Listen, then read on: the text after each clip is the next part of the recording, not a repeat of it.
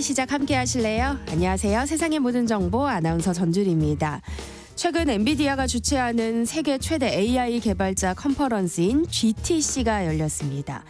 엔비디아의 CEO 잭슨 황은 이번 행사에서 인간과 같은 수준의 범용 인공지능 AI가 5년 내에 등장할 것이라면서 AI가 수학이나 읽기, 독해력과 논리, 의학 시험 같은 분야에서 인간의 능력을 뛰어넘을 것이라는 전망을 내놓기도 했는데요. 어떤 이야기인지 잠시 뒤 IT 연구소 코너에서 자세히 살펴보겠습니다. 최근 소셜미디어에서 이른바 시끄러운 퇴사 영상이 확산되고 있다고 하죠. 이 퇴사라는 해시태그를 달고 자신이 겪었던 직장 내 부조리한 문제들을 폭로하고 있는 건데요. 정말 퇴사를 결심했다면 어떤 점들을 꼼꼼히 따져봐야 할까요? 직장인을 위한 라디오 생존백서에서 알려드릴 텐데요. 궁금하신 분들 계속해서 함께해주세요. 저희 방송은 KBS 1라디오 유튜브 채널을 통해서도 실시간으로 시청 참여하실 수 있습니다. 많은 관심 부탁드립니다. KBS 세상의 모든 정보 지금 시작합니다.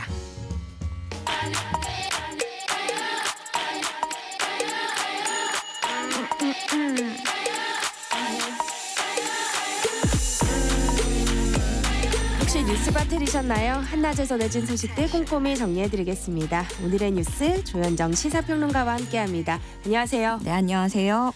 네, 어제 있었던 정부와 의료계의 대화 자리에 의대 교수들이 대부분 참석하지 않은 것으로 알려졌는데요. 이 정부는 의대 입학 정원을 2,000명 늘리겠다는 계획에 쐐기를 박았다고요. 네, 일단 그 사직서들이 줄을 이으면서 울산대, 연세대에 이어서 서울대 교수들도 사직서를 냈고요. 내일은 성균관대 교수들이 집단 사직하기로 했습니다. 또 가톨릭대 교수들은 오늘 회의를 열어서 사직 시기 등을 논의한다고 하는데요.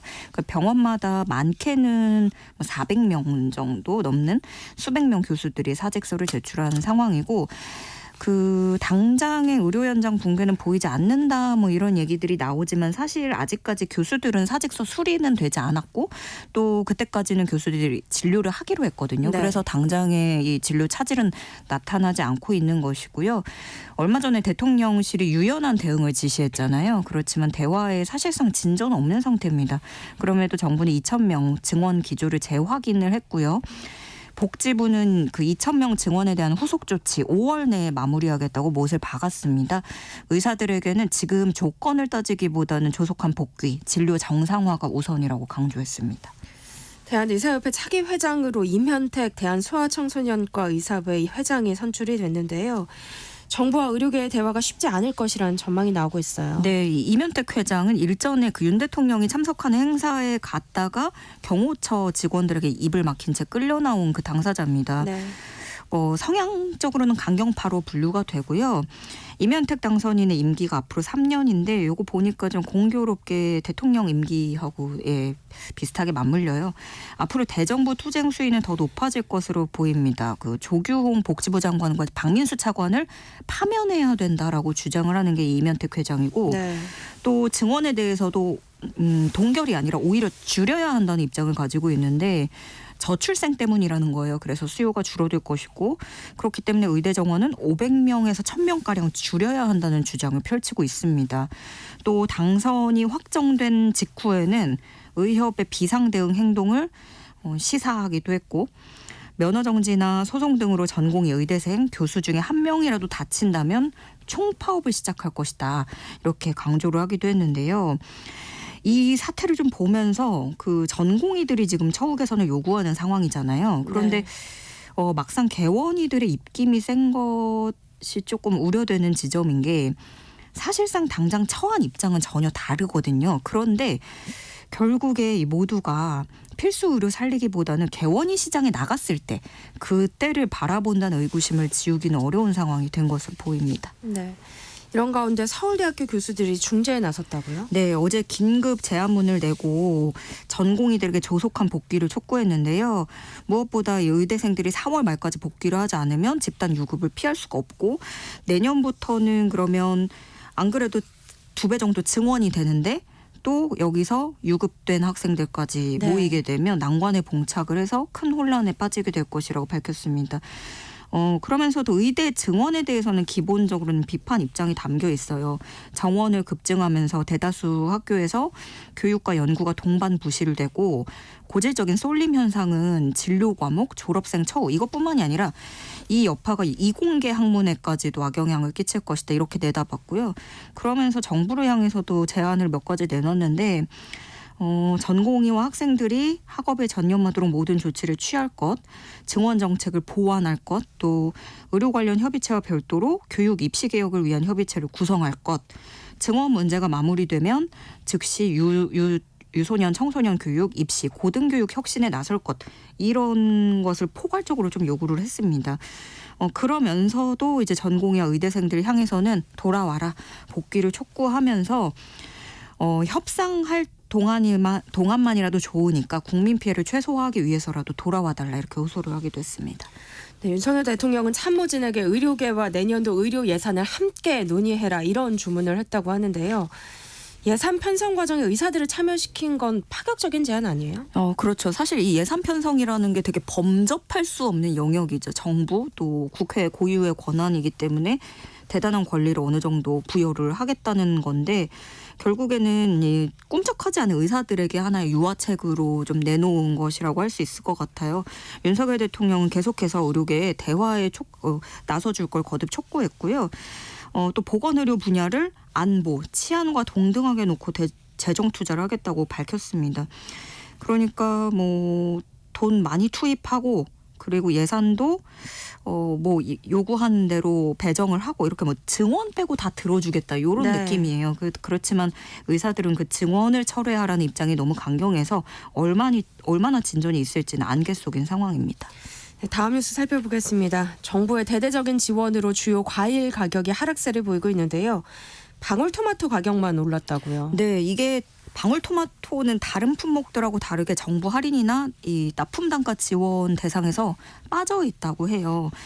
그러다 보니까 결과적으로 이 농수산식품공사에 따르면 어제 기준으로 방울토마토 평균 소매 가격이 1kg당 14,533원. 1년 전하고 비교하면 30% 올랐고요. 평년보다 64% 비싼 가격입니다. 그런데 이렇게 1년 전보다 방울토마토가 30% 오른 거에 비해서 토마토는 8% 비싸졌어요. 비싸지긴 했지만 그 상승폭이 차이가 나는 거죠. 네. 그런데 방울토마토나 토마토는 사실 작황 상태는 비슷하다는 거예요. 둘 다 그렇게 좋진 않은데 여기서 판가름한 건 정부 지원 여부. 그거에 따라서 가격 차이가 이렇게 많이 나게 된 거고요. 농식품부 측은 이 지원 예산을 투입하기 어렵다. 이게 재원 문제가 있다고 설명을 했습니다. 윤 대통령이 지난 18일 하나로마트에서 대파 한 단 가격이 875원이면 합리적이라고 말한 것을 두고 정치권에서 논란이 이어지고 있는데요. 대통령실이 올린 글이 또 뒷말을 낳고 있는 모양이에요. 네. 뭐 정치권에서는 대파 챌린지도 있고 농민들은 대파를 들고 시위에 나서기도 하고 이 대파의 그 파장이 상당히 큰데요. 네. 대통령실이 이번에 대통령실 홈페이지에 반박을 했어요. 그러니까 농축산물 가격은 외부 요인에 따른 변동이 크고 지난 정부 때 대파, 계란값이 최고가를 기록했다 이런 내용인데요. 그러니까 채소류는 뭐 사실상 그렇긴 하죠. 노지에서 재배가 되는 만큼 기상 상황에 매우 민감하고 또 대파 같은 경우에는 파급력이 높아서 지난 정부 때도 2020년부터 2022년 이때 재해하고 코로나 때문에 채소류 가격이 가장 높은 흐름을 보였다라는 설명입니다. 그러면서 대통령실은 지금 정부는 소비자가 체감하는 소매 가격 상승을 최소화하도록 조치를 하고 있다라고 밝혔으나 이제 지금 논지가 뭔지 요지가 뭔지에 대해서도 또 이제 여러 가지 말을 낳고 있습니다. 야당에선 비판의 메시지가 나왔다고요? 네, 더불어민주당은 윤 대통령 그 800원대 발언으로 논란이 커지자 지난 정부 시절 가격을 거론하면서 또다시 남 탓을 하고 있다라고 비판을 했고요. 그러면서 아직도 문재인 정부가 계속되고 있는 줄 착각하고 있느냐. 언제까지 남 탓으로 허송세월할 것이냐라고 공세를 이어갔습니다. 또 이재명 대표는 이수정 후보를 저격하기도 했어요. 그 국민의힘 이수정 후보가 그 한 단이 아니라 한 뿌리를 얘기한 거다 이렇게 뭐 해명을 하기도 했었죠. 네. 이것도 또 많은 논란을 낳고 있는데 그러면서 이재명 대표가 국민은 바이든이라고 들었는데 날리면으로 우긴 때와 그때와 같은 국민 청력 테스트다 이렇게 직격하기도 했습니다. 북한 김여정 노동당 부부장이 기시다 총리로부터 북일 정상회담을 제안받았다고 밝힌 지 하루 만에 또 일본과의 접촉을 거부할 것이다 이런 입장을 내놨어요. 네, 김여정 노동당 부부장이 어제 조선중앙통신에 공개한 담화 내용입니다. 일본의 태도를 다시 한번 명백히 파악했다라면서 앞으로 일본과 어떤 접촉이나 교섭도 외면하고 거부하겠다라고 밝힌 건데 한동안 잠깐 북한과 일본이 어떤 정상회담 가능성까지 언급을 하면서 네. 변화가 생기는가 싶더니 정말 하루아침에 또다시 급반전을 하게 된 건데요. 그 말씀하신 대로 바로 전날에 그 김여정이 일본으로부터 뭐 정상회담 제안받았다 이런 사실을 공개하기도 했었는데 네. 바로 직후에 이런 입장 변화가 나온 겁니다. 이런 상황을 두고 이미 예상됐던 일이다 이런 평가가 나오고 있던데요. 북한은 뭘 원했던 걸까요? 그러니까 사실 이 전통적으로 유구하게 북일 관계에서의 최대의 핵심은 일본인 납치 문제였죠. 특히나 전날에 일본 관방장관이 이런 입장을 표명을 했는데요. 그러니까 일본인 납치 문제가 해결됐다는 북한의 주장을 절대로 받아들일 수 없다. 일본 측에서 이렇게 얘기를 한 거예요. 그러니까 김여정이 여기에 반응을 한 거죠. 이걸 거론을 하면서 일본의 역사를 바꾸고 지역의 안정을 도모하고 새로운 북일 관계의 첫 발을 내디딜 용기가 전혀 없다. 이렇게 주장을 했는데 이 일본이 납치 문제라는 첨예한 현안이 걸려 있어서 사실 예상됐던 걸림돌이라는 평가도 나와요. 네. 그런데 이거는 전 두 가지로 보는 게 뭐 급진적인 하나의 카드가 될 수도 있고 걸림돌이 될 수도 있고 굉장히 양극단으로 해석을 할 수 있다고 보거든요.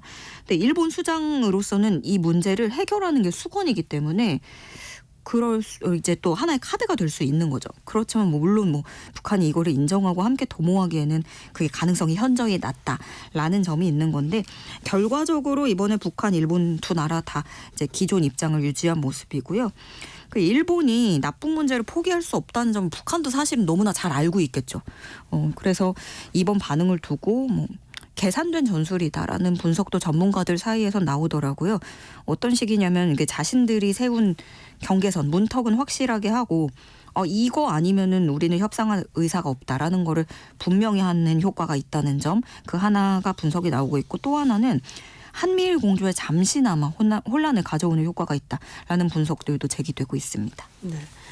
윤 대통령이 최근 주재한 국무회의에서 이 물망초 배지를 가슴에 달기도 했잖아요. 네, 맞습니다. 이게 물망초 배지가 북한에 억류된 사람들을 기억한다는 의미를 가지고 있어요. 네. 그래서 윤 대통령도 국무회의에서 참모진들과 이 물망초 배지를 달았고 이번에는 영국 상하원 의원들 그중에서 북한 관련 초당파 모임에 속한 의원들이 하원에서 물망초 배지 착용 행사를 열었습니다.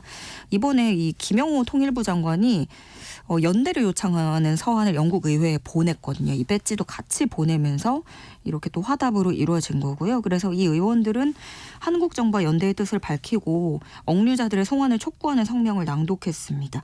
그러면서 억류자들이 사랑하는 가족과 재결합될 수 있도록 즉각 풀어줄 것을 북한 당국에 촉구한다고 강조했습니다.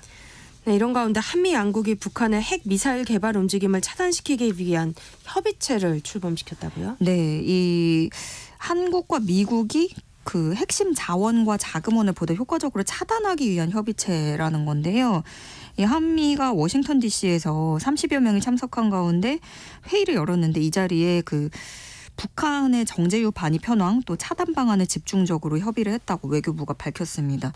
그러니까 앞으로 대북 정제유 밀수에 연루된 개인과 기업에 대한 독자 제재 지정도 적극 검토해 나가기로 했다고 전해지고요. 또 지금 북한과 러시아가 가까워지면서 러시아가 북한에 여러 가지 물자를 제공한다 얘기가 있고 그 안에 또 정제유를 제공할 가능성이 제기가 되고 있기 때문에 북러 간의 불법 협력을 중단시키는 방안을 협의했다고 전해집니다.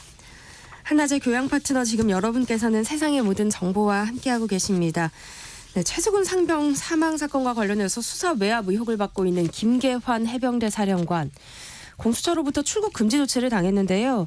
김 사령관이 이달 말 해외 출장을 나가려다가 취소한 것으로 알려졌어요. 네, 군 인권센터가 이 사실을 공개를 했는데요. 그러니까 수사를 받는 도중에 외유성 출장을 나가려고 했다고 주장을 펼쳤습니다. 그러다가 이종섭 주호주 대사가 논란이 되자 슬그머니 출장을 취소했다 이렇게 주장을 펼친 건데요. 네. 해병대 사령부는 곧바로 반박을 했습니다. 이건 미군 초청이었고 또 북한 동향 등을 고려해서 미군 측에 전화로 취소를 통보했다라는 설명인데 그러니까 3월 초에 취소 통보를 했다는 거예요. 그럼 이종섭 대사 논란과는 관계가 없다라는 주장을 해병대 사령부는 하고 있습니다. 그러면서 출장 일정을 미군과 다시 조율하고 있다고 밝혔는데요. 또 지금 이 김계환 사령관 같은 경우에도 출국 금지 조치가 취해져 있기 때문에 네. 해외를 나가려면 법무부에 반드시 이 출금 해제를 신청해서 승인을 받아야 됩니다. 한편 또 이종섭 호주 대사가 참여하고 있는 방산협력 공관장 회의 오늘도 비공개로 진행이 됐는데요. 회의를 급조했다는 의혹 역시 계속 이어지고 있어요. 네, 이게 본격적으로는 오는 28일에 열리게 된다는 거예요. 25일부터 시작된다고 알려져 있었는데 실제 6개국 공관장이 한자리에 모이는 건 28일로 알려지면서 이건 회의 급조 논란 더 커지고 있습니다. 그 25일부터 시작됐다고 하더라도 이종섭 대사가 이례적으로 일찍 들어왔잖아요. 그런데 거기서 사흘이나 더 늦게 열리는 거고요. 귀국한 뒤로는 다른 일정들로 채워졌어요. 국방부 장관, 산자부 외교부 장관 이런 주로 기관장 면담 일정을 이어왔는데 정부는 이런 일정도 큰 틀에서는 공관장 회의의 일환이라는 겁니다. 그런 주장을 펼치고 있는데 그런데 정부가 또 이례적으로 이런 내용을 뭐 대사가 누구를 만났고 뭐 이런 거 보도 자료까지 배포를 하면서 홍보에 나섰다는 점에서 이종섭 대사 귀국에 명분을 실어주기 위해서 정부가 나서고 있는 게 아니냐 비판도 나오고 있습니다. 이종섭 주 호주 대사에 대한 공수처 수사는 어떻게 진행되고 있어요? 일단 여당은 공수처 수사 속도를 재촉하고 있죠. 근데 지금 참고인 조사도 마무리되지 않았기 때문에 당분간 이종섭 대사까지 이게 조사를 가기에는 좀 어려운 게 공수처 상황이라고 하는데요. 아직 그 김계환 사령관 이런 주요 피의자들에 대한 소환도 실제로 없었고 그래서 수사 속도가 느리다는 지적도 나오니까 공수처는 이건 주관적 판단이다라고 반박을 했고요. 원칙대로 수사가 진행되고 있다. 거듭 강조했습니다. 네. 이 갱단 폭동으로 카리브해 섬나라 아이티가 극심한 혼란에 빠졌는데 우리 교민 2명이 철수했다고요. 네, 그 수도 포르투프랑스 지역에서 헬기를 통해서 도미니카 공화국으로 안전하게 이동했다고 전해집니다. 이렇게 처음으로 이웃 나라를 통해서 대피하게 됐는데요. 이 과정에는 도미니카 공화국 정부의 협조가 있었다고 하고요. 외교부는 이 체류 중인 다른 우리 국민 그 안전을 위해서 구체 과정과 경로 등에 대해서는 밝힐 수 없다고 설명했습니다. 다만 이제 앞으로도 이 아이티에 체류 중인 국민 안전을 위해서 다양한 조치를 계속 강구해 나갈 것이라고 덧붙였습니다. 네. 정치권 움직임도 살펴보겠습니다. 국민의힘 한동훈 비대위원장이 오늘 기자회견을 열고 국회를 세종시로 완전히 이전하겠다 이런 공약을 발표했어요. 네, 여의도 정치를 종식하고 국회의사당을 서울의 새로운 랜드마크로 시민께 돌려드리겠다. 세종시를 정치와 행정의 수도로 완성시키겠다 공언을 했는데요. 그러니까 뭐 국회의사당 옮기는 게 발의가 되고 진전이 생기면서 기능의 일부만 세종시로 옮기는 거에 대해서도 얘기가 나오고 있는데 그에 대해서는 이제 그럼 서울로 또 이동을 하고 왔다 갔다 해야 되니까 유기적인 협력이 어렵고 비효율이 크다면서 아예 완전히 통으로 옮겨야 된다고 주장을 했고요. 그러면 의사당이 빠진 자리에는 이제 개발 제한을 풀겠다는 겁니다. 지금 이 여의도 쪽에 고도 제한에 묶여 있는 걸 풀고 네. 금융 인프라를 구축하겠다고 밝혔고요. 그러면서 국회의 세종시 완전 이전이 서울 개발의 신호탄이 될 것이라고 밝혔습니다. 한편 민주당 이재명 대표는 역대 선거에서 캐스팅보트 역할을 해온 충청 지역을 방문한다고요? 네, 아무래도 그 충청 지역 중에 또 보수 성향이 강해서 민주당에게는 험지로 분류되는 충북 지역에서 지지를 호소할 계획입니다. 그 후에는 합동 현장 선대위 회의도 예정이 돼 있는데 더불어민주연합 측의 인사들도 참석을 하게 되고요. 이어서 충북 제천 동문시장, 청주 청원 오창상가를 찾은 뒤에 청주에서 거리 인사에 나서면서 일정을 소화할 예정입니다. 네, 오늘의 뉴스 여기까지 듣겠습니다. 지금까지 조현정 시사평론가와 함께했습니다. 고맙습니다. 네, 고맙습니다. KBS 1라디오 세상의 모든 정보 함께하고 계신 지금 시각은 12시 40분입니다. 이 시각 교통정보 알아봅니다. 이 시각 교통정보입니다. 맑은 날씨에 공사와 작업 구간이 많고요. 또 돌발 구간 주의하셔야겠습니다.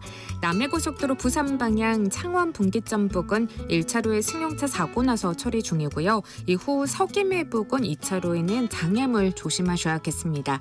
호남고속도로 천안 방향은 백양사 휴게소 부근 화물차 단독 사고 처리 중입니다. 갓길 조심해 주셔야겠고요. 또 백양사에서 익산 분기점까지는 작업이 한창입니다. 서울 양양고속도로 서울 방향 화도 분기점 부근 3차로에 작업하면서 일대로 혼잡하고요. 영동고속도로 강릉 쪽은 서안산에서 안산까지 작업하는데요. 또 군자 요금소부터 여파바다 밀립니다. 이후 동군포와 용인부터 속도 내려가고요. 강천터널 일대로도 2차로에 공사하는데 여파로 여주나들목부터 정체입니다. 경인고속도로 서울 방향은 신월 나들목을 가기 전 지점 3차로에 사고 나서 처리 중인데요. 일대로 혼잡 빚고 있고요. 경부고속도로 서울 쪽은 안성분기점 부근 3차로에 고장난 승용차 처리하면서 일대로 정체 발생했습니다. 이후 양재에서 반포까지 밀리고요. 부산 방향은 죽전에서 신갈분기점까지 막히는데 그 사이 신갈분기점 부근 5차로에는 고장난 승용차 처리 중입니다. 또 남사진이에서 안성분기점까지 7km 정체입니다. KBS 교통정보센터 서휘영입니다.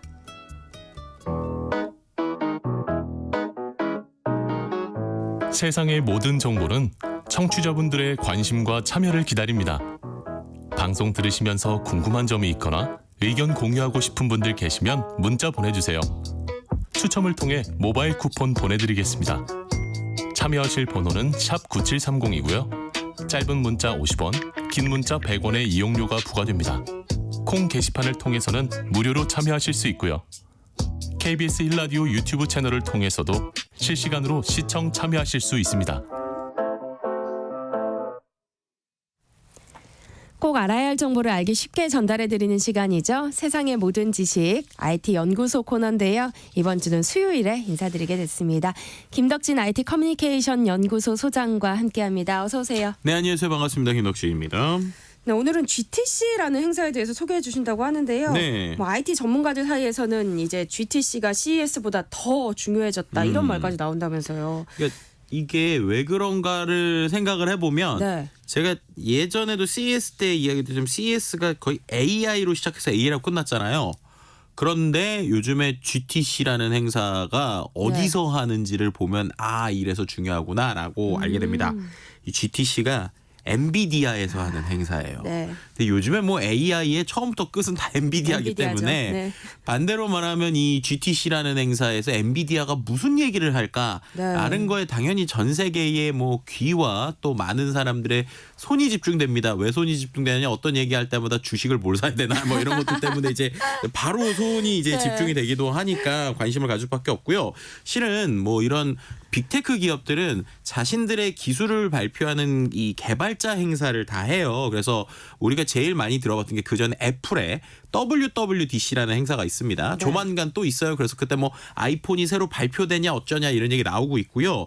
구글에서도 I/O라는 행사가 있습니다. 그래서 이제 뭐 AI의 기술이 어디까지 발전되고 이런 걸 보여주는데 비슷하게 말씀드린 것처럼 엔비디아에서 하는 개발자 행사는 GTC라는 거예요. 이게 GPU 테크 컨퍼런스. 그러니까는 이 엔비디아가 우리가 요즘에 말하는 이 GPU라는 말을 좀 만들었거든요. 네. 그래서 이제 자신들의 기술을 보여주는 쇼인데요. 엔비디아 얘기를 안 할 수가 없는 게 이제 요즘에 이 엔비디아를 보면 말이 안 되는 회사예요.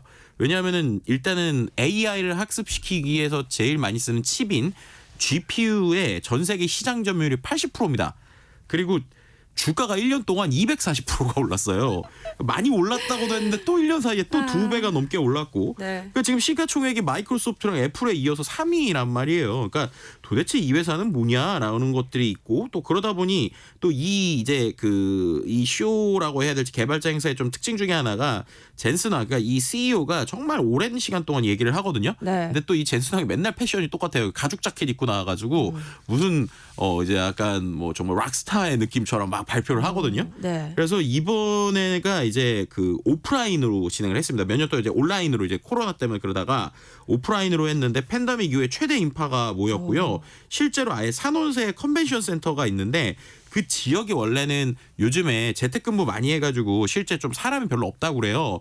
근데 이번에 GTC 한다고 거기에 사람들이 꽉꽉 차가지고 그 지역에서도 모처럼 활기를 얻었다 이렇게 좀 갔다 오신 분들도 이렇게 얘기를 하시더라고요. 아까 말씀하신 것처럼 엔비디아가 개최하는 행사니까 네. 당연히 잭슨 왕 CEO의 발표 네, 어떤 젠슨 왕. 이야기를 네. 했을지 젠슨 왕 네.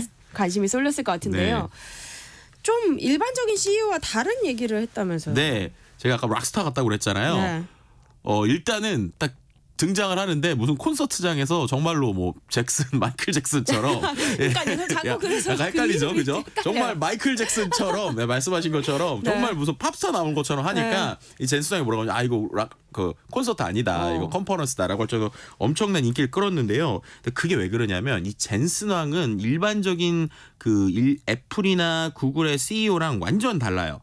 왜 다르냐? 보통 이런 기조연설 하면 삼성도 마찬가지 여러 곳이 그렇지만 뭐 1시간을 한다, 2시간을 한다 그러면 이제 뭐 대표가 뭐 소개를 하고 기술자들이 쫙쫙쫙 나와서 하잖아요.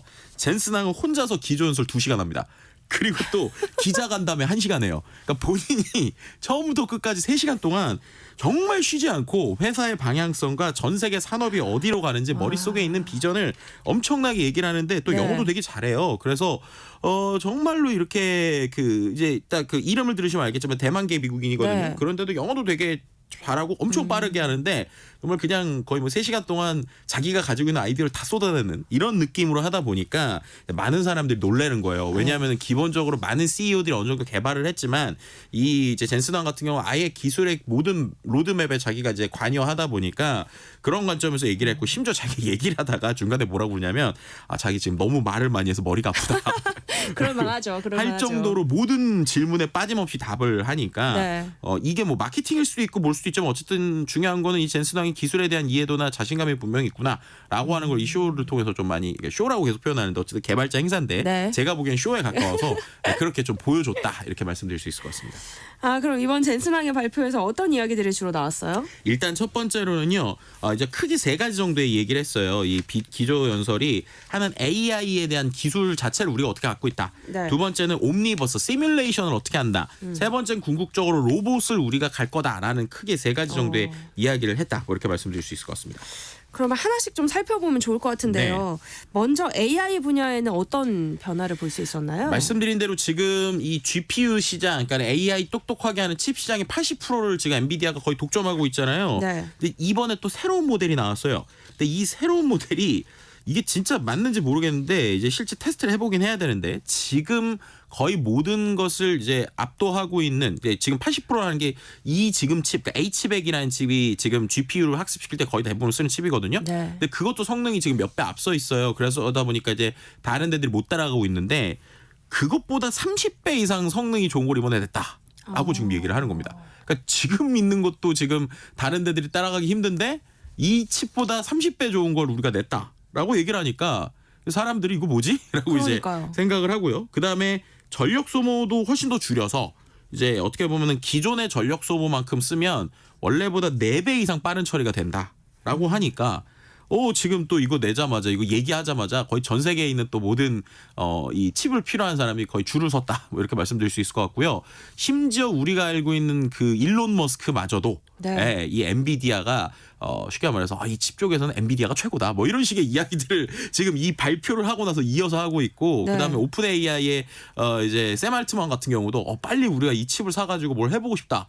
이럴 정도로 기업들이 빨리 나오면 주세요. 이렇게 줄 서 있는 게 이게 진짜 그 정도 성능이 나올 줄 모르겠지만 어쨌든 기존보다 좋다고 하니까 당연히 많은 사람이 지금 놀라서 지금 줄 서 있는 모습을 좀 보여주고 있고요. 그리고 또 이제 이번에 AI 관련돼서 또 한 가지 얘기한 게 좀 흥미로웠던 게 이제 컴퓨팅 경험이 검색에서 생성으로 바뀔 거다라는 얘기를 했어요.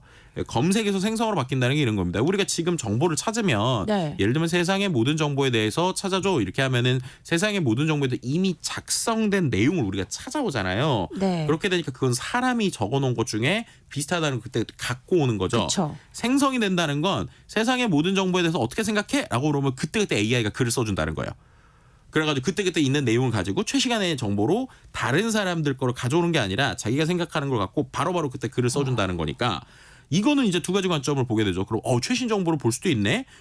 이렇게 되면은 사람이 글 쓰는 걸 뭘 해야 되지? 뭐 이런 여러 가지 생각을 하게 되는데 그럼에도 불구하고 개인 비서와 대화를 나누는 것 같은 거를 개개인에게 내용을 주겠다라고 하는 게 이번 발표의 또 포인트였다고 말씀드릴 수 있을 것 같습니다. 네. 갑자기 우리도 좀 손이 더 바빠져야 되는 거 아니에요? 지금 엔비디아로 향해야 되는 거 아닙니까? 절대로 뭐 그런 거는 아니고요. 근데 이제 말씀드린 대로 이게 이제 그래서 여러 가지 논란이 있어요. 일단은 롤러부터 좀 말씀드리면 네. 이렇게까지 계속적으로 독점적인 위치를 차지하는 곳을 국가가 그대로 놔둘 것이냐에 대한 이야기들이 지금 나오고 있고요. 예를 들면 미국이나 이런 곳들이 이 기업에 대한 제재를 할 것이냐. 왜냐하면 지금 독점을 하다 보니까 거의 봉이 김선달급으로 가격을 막 올리고 있어요. 제조회사인데 마진이 50%가 넘거든요. 그러니까 이제 그리고 정확하게 말하면 이 회사는 지금 설계를 하는 회사예요. 설계. 그러니까 실제 설계를 한 거를 우리가 알고 있는 TSMC라고 하는 회사가 대신 만들어주는 일을 해요. 근데 결국 이 설계하는 회사의 마진이 이렇게 말이 안 되고 그냥 불러주는 대로 다 사니까 이거 어떻게 되는 거냐에 대한 이야기가 나오고 있고요. 두 번째는 이제 이러한 AI 칩들이 전기를 너무 말도 안 되게 먹거든요. 그러니까 말도 안 되게 전기를 먹으면서 이렇게 AI를 똑똑하게 하는 게 우리 모두에게 도움이 되는 것이냐에 대한 이야기가 나오고 있어서 뭐 최근에 뉴스 보시면 알겠지만 EU 같은 데서는 이 AI에 대해서 어느 정도 규제나 가이드라인이 막 나오고 있어요. 그러면 자연스럽게 얘네는 어쨌든 어떻게 보면 엔비디아 입장에서는 칩을 파는 회사니까 네. 뭐 예를 들면 신발을 파는 회사죠. 근데 신발을 신는 사람이 운동선수들이 운동을 많이 해야지 신발을 여러 개 신을 거잖아요. 근데 지금 이렇게 쉽게 말해서 야 운동 그만해라고 얘기를 하면 신발이 덜 팔릴 수 있잖아요. 이제 그런 관점이다 보니까 이제 엔비디아가 어디까지 갈 거냐 아니면 이 산업이 어디까지 갈 거냐는 결국 정책적 문제나 우리가 이 AI를 바라보는 시선과 연결돼 있다. 뭐 이런 식의 표현을 하시는 분들도 많이 있죠. 그러니까 마냥 장밋빛으로만 또 볼 수도 없는 거네요. 네, 그렇죠. 또 뭐냐면 투자는 결국 개인의 판단이기 때문에. 네. 또 옴니버스라는 말은 뭐예요? 이 옴니버스라는 얘기가 네. 메타버스는 좀 들어보셨죠? 그쵸. 우리가 뭐 이렇게 게임처럼 있는 가상 공간. 이거는 어떤 거냐면 산업에 있는 공장을 가상에 똑같이 만드는 거예요. 그럼 이게 어떤 의미가 있느냐? 예를 들면 조선소를 생각해 보세요. 조선소가 엄청 크잖아요.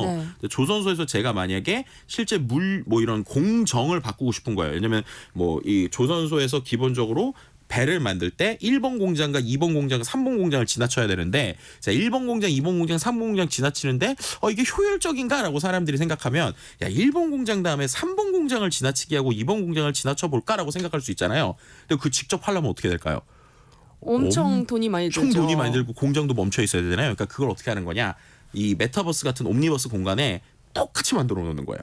그래서 심지어 날씨 아니면 바람 이런 외부적인 요소도 그대로 똑같이 시뮬레이션을 해놓는 겁니다. 그럼 어떻게 하면 돼요? 거기서 마치 우리가 게임에서 뭔가 도시 만들어 보듯이 거기에서 이것저것 조립해 보는 거예요. 그래서 1번으로 바꿨다가 3번으로 바꿨다가 2번으로 바꿨다가 이러다가 최적인 게 나오네?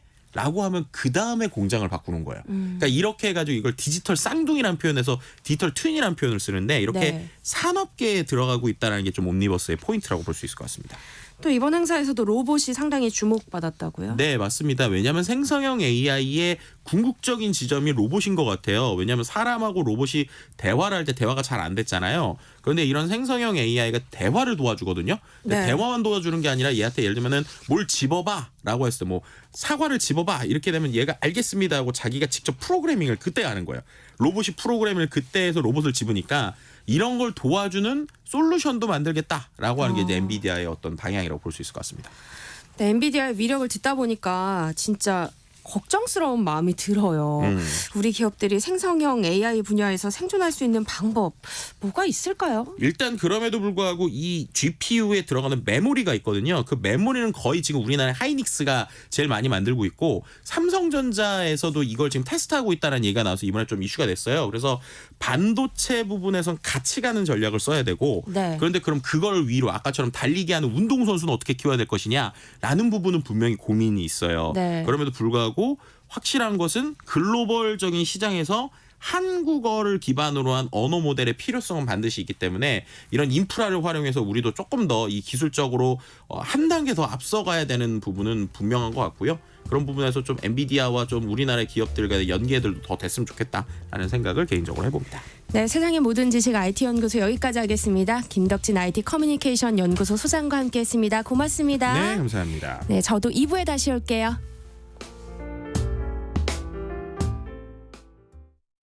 안녕하세요. 보건복지부 장관 조규홍입니다.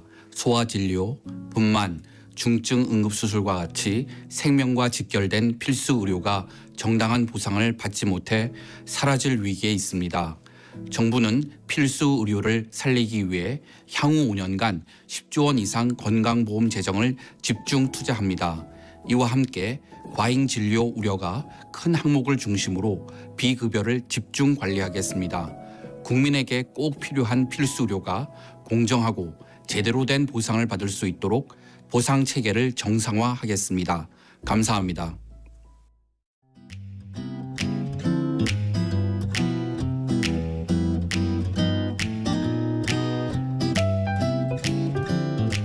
안녕하세요. 바른말 고운말입니다.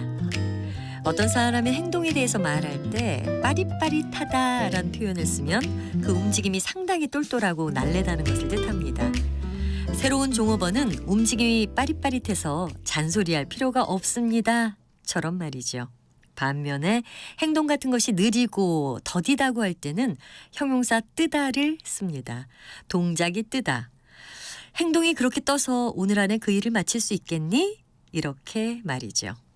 뜨다보다 더 느린 것을 나타낼 때는 굼뜨다를 쓸 수 있습니다. 굼뜨다는 동작, 진행 과정 따위가 답답할 만큼 매우 느리다란 뜻이고요. 밤을 새운 동생은 피곤한지 움직임이 영 굼뜨다 이렇게 말할 수 있습니다.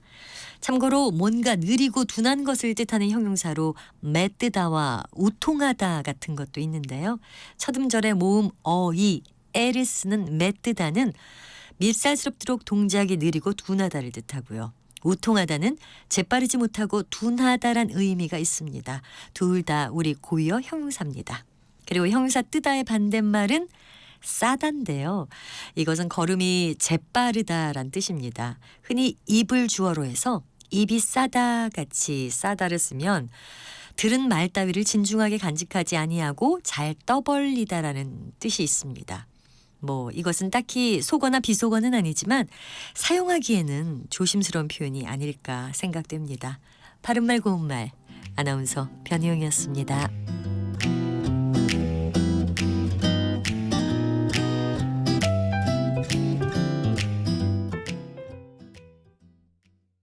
국회의원 하면 뭐가 떠오르세요? 그렇게 큰 관심은 없는 것 같고요. 자신들의 이익이 우선인 것 같은 느낌이 강하죠. 부정적이죠. 나라를 위한다고 하지만 결국은 그렇지 못한 것 같고. 좋은 분도 계시지만 개인 사욕 차리는 분들도 계신 것 같아요. 이번 총선 때 투표하실 건가요? 투표해야 되죠. 국민이 투표를 안 하면 되나. 내가 사는 지역의 어떤 정책을 결정하는 사람인데 조금이라도 더 마음에 드는 사람이 있다면 그 사람한테 한 표를 주는 게 맞지 않나. 투표할 예정입니다. 국회의원 선거니까 해야죠. 네, 투표해야죠. 서민들한테 도움이 되는 그런 정책을 펼쳐주시면 어떨까 하는 바람이 있습니다. 4월 10일 수요일 나와 우리 동네 대한민국의 미래를 위해 투표하세요. 내 삶을 바꾸는 선택 2024 총선 개표 방송 4월 10일 오후 5시 5분부터 KBS 1라디오와 유튜브 채널을 통해 함께하실 수 있습니다.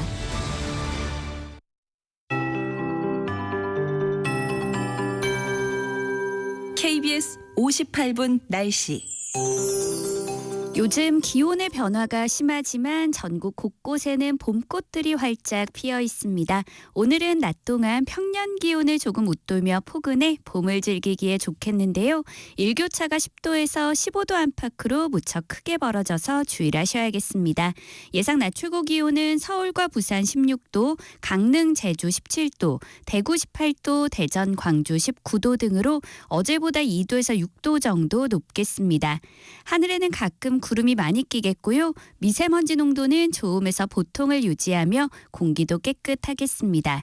한편 강원도 해안과 경상도 해안, 제주도 해안은 오늘까지 높은 너울을 주의하셔야겠습니다.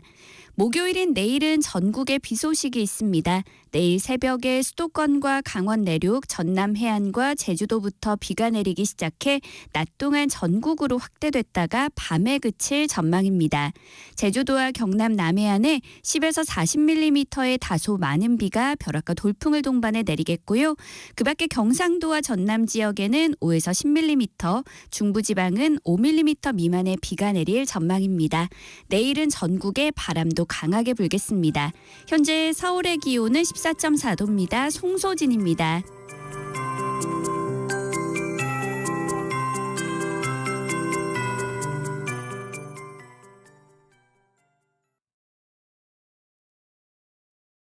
정성을 다하는 국민의 방송 KBS가 한시를 알려드립니다. AM 711kHz, FM 97.3MHz, KBS 1라디오입니다. HLKA.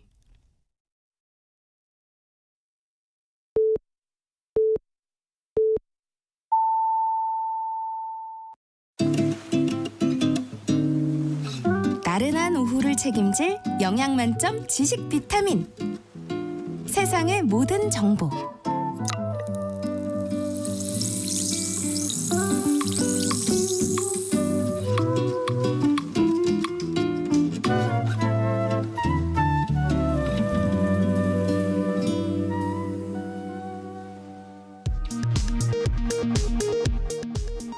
이 시각 라디오 정보센터 뉴스입니다. 22대 총선 공식 선거운동 개시일을 하루 앞둔 오늘 한동훈 국민의힘 비상대책위원장은 국회를 세종시로 완전 이전하겠다는 공약을 발표했습니다. 충북 표심 공략에 나선 이재명 더불어민주당 대표는 출생 기본소득, 대학 무상교육 등 기본사회 5대 정책 공약을 발표했습니다. 조국 혁신당 대표는 국회의 세종시 이전에 찬성한다면서 수도는 물론 대법원과 대검찰청, 감사원 등도 이전해야 한다고 밝혔습니다. 녹색정의당은 국회 이전 공약은 총선용 선심성 공약이라고 비판했습니다. 정부가 의대 증원 후속 조치에 속도를 내는 가운데 대한의사협회 새 회장 단성자는 대정부 강경투쟁을 예고했습니다. 검찰이 수백억대 리베이트 혐의를 받고 있는 종근당 그룹 계열사 경보제약의 재무담당 본부장에 대한 구속영장을 청구했습니다. 지난해 우리나라 주요 기업의 영업이익이 전년보다 26% 줄어든 것으로 나타났습니다. 삼성전자, SK하이닉스 등 전기전자 대표 기업의 부진이 전체 영업이익 하락세를 주도했습니다. 지금까지 라디오 정보센터 뉴스 편유였습니다.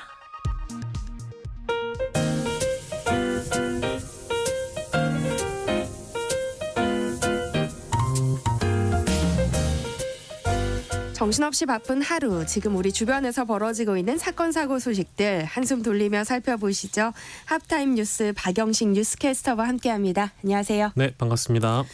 네, 신입 공무원이 스스로 목숨을 끊는 사건이 또 일어났어요. 네, 어제도 저희가 공무원 얘기를 좀 전달해 드린 바 있는데 안타까운 소식이 발생했습니다. 이분은 다른 직장을 다니다가 올해 초에 이제 임용이 된 늦깎이 공무원인데 발령 2달 만에 이제 사망을 한 거여서요. 네. 이에 대해서 이 사망의 원인을 직장 내 괴롭힘 때문이다라고 유족들이 폭로하고 있어서 괴산군에서 벌어진 일이라 괴산군이 감사에 착수한 상황이거든요. 일단 괴산군 의 소식에 따르자면 지난 4일에 괴산읍의 한 원룸에서 공무원 A씨가 숨진 채 발견됐습니다. 지난 1월에 임용됐고 혼자서 생활해 왔고요. 그리고 범죄 혐의점은 일단 없는 것으로 발견이 됐다고 보고 있다고 하고 유서는 발견이 되지 않았다고 그래요. 근데 유족들이 이 휴대폰 통화 내용을 들어보니까 그걸 토대로 해서 보니까 A씨가 직장 상사의 갑질 그리고 과도한 업무 부담이 있었다라고 주장을 하고 있습니다. 친구와 통화하는 대목을 소개를 했는데요. 유족께서 A 씨가 친구랑 통화하면서 사무실에서 큰 소리로 욕을 자주 먹어 이러다 내가 죽겠다. 이제 이런 호소가 담겨 있었다고 하고요. 협력업체 직원 앞에서 욕을 심하게 먹었다. 질책이 심해서 너무 힘들다. 이런 통화 내용을 발견해서 그 근거로 제시를 했다고 합니다. 그리고 또 다른 유족은 좀 이상하지 않냐. 그러니까 전 직장에서 아무 문제 없이 회사를 다니다가 괴산군 발령 2달도 안 돼서 불면증으로 수면유도제 처방을 받고 자주 혼이 나서 거의 매일 야근을 하면서 힘들게 살았기 때문에 이런 일이 발생한 거 아닐까라는 의혹을 제기한 것이고요. 괴산군이 지금 해당 부서하고요. 직원들 상대로 감사에 착수해서 더 자세한 내용은 좀 기다려봐야 되겠습니다만 다만 지금 A 씨를 괴롭힌 직원으로 지목된 사람이 있는데요. 이분께서는 과도한 업무 지시를 한 사실이 없다라고 부인하고 있는 상황입니다. 네. 지난 5일에 발생했던 김포시 공무원 사망 사건을 비롯해서요. 최근 저연차 공무원들이 극단적인 선택을 하는 사건이 잇따르고 있어요. 네, 안타깝습니다. 방금 언급해 주신 경기 김포 사연은요. 지난 5일이었습니다. 30대 공무원이 악성 민원에 시달리다가 극단적 선택을 한 지 약 2주 만에 경기 남양주시청 구급 공무원 B씨도 같은 선택을 했다는 그런 내용인데요. 이분은 3개월 된 새내기 공무원이었고요. 앞에서 사연은 이제 2개월 차, 여기는 이제 3개월 차인데 지난 1월부터 개발행위 인허가 업무 이쪽을 맡았다고 그래요. 이제 아무래도 민원인들을 만나게 되는 그런 일들이 빈번하다 보니까 추측이 되는데 B씨의 휴대전화에는 역시 업무가 너무 많아서 힘들다 이런 메모가 있었고요. 아무튼 이렇게 저연차 공무원들이 극단적 선택을 하는 사건이 잇따르다 보니까요. 정신적으로 괜찮은가? 이제 이런 우려들이 나올 수밖에 없겠죠. 공무원 사회에서도 좀 주목하고 경계하고 있는 분위기인데 업무와 조직에 좀 적응을 해야 된다라는 부담이 2030 세대들에게 있기 때문에 이 새내기 공무원들이 정신적 고통을 선배들에게 털어놓지 못하거나 주변인들에게 말 못하고 속 알리를 하다 보니까 아무래도 스트레스도 많이 쌓이고 정신적으로 부담이 많이 되지 않는가 이제 이런 대목들이 추측이 되는 것이고요. 민원인이 오면 응대를 하거나 전화를 받는 건 막내의 몫이다라는 이제 공무원 사회의 증언도 있고요. 이제 이런 고충을 토로하면 뭐 저는 사실 이런 대처를 별로 좋아하진 않는데 후배가 선배에게 힘들다고 얘기하면 야 우리 땐 더 심했어라는 이제 그런 말을 한다는 겁니다. 이제 그런 뭐 분위기가 어떤지는 대충 상상이 되시겠죠. 대한민국 공무원 노조가 7,061명을 대상으로 공무원 악성 민원 실태 조사를 해봤다 그래요. 근데 근무 연수 20년 이상 공무원 중에 경험이 있다라고 답한 공무원이 74.3%였다고 합니다. 5년 미만은 86%, 5년에서 10년은 91%, 저연차에서 더 많이 높아서요. 악성 민원이 얼마나 많이 있고 또 공무원들을 얼마나 힘들게 하고 있는지를 알 수 있는 조사이기도 합니다. 이런 문제가 계속되자 정부와 지자체에서도 대책을 내놓고 있죠. 네, 저희가 어제 전달해 드릴 때 공무원분들의 이 공무원직에 대한 불만이 무엇이냐 물어봤을 때 승진 적체가 나왔었잖아요. 물론 업무 여건도 개선을 해야 되고요. 근데 그래서 정부가 공직 이탈률이 증가하니까 대책을 내놓은 것이 고속 승진, 업무 여건 개선. 크게 보면 두 가지라고 할 수 있겠습니다. 일단 민생 현장 최하선에 있는 6급 이하 실무직 국가 공무원들 2천여 명 직급을 올려주기로 결정했고요. 그리고 성과가 우수한 지방직 공무원은 좀 근무 연차가 덜 되더라도 승진 임용을 할 수 있게 좀 개방을 한다고 합니다. 그래서 계급별 승진 요소 최저 연수를 대폭 단축할 예정이고요. 기간을 줄인다는 얘기겠죠. 그리고 이렇게 되면 9급에서 4급으로 승진하는 이 법정 최저 연수가 보통 13년이었는데 이게 8년으로 줄어들게 되는 거여서 아무래도 이제 공무원들 입장에선 승진이 빨라지니까 좋을 수밖에 없겠죠. 그리고 아까 언급해드린 악성 민원을 그러면 어떻게 좀 방지할 것이냐. 우리가 이제 이걸 판단을 해봐야 될 텐데 일단은 자기가 지금 어떤 상태인지 온라인으로 좀 진단을 할 수 있는 마음건강 서비스를 해보고 또 병원 진료까지 연계시켜 주겠다라는 것이 대책이고요.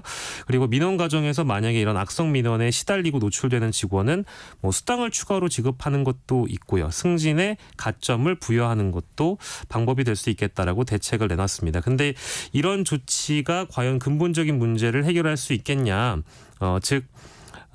이 악성 민원이 발생하면 공무원의 신상을 유포하기도 하고 실명이 일단 거론되는 부분을 좀 없애기 위해서 한 지방자치단체의 자구책이 소개가 되고 있는데요.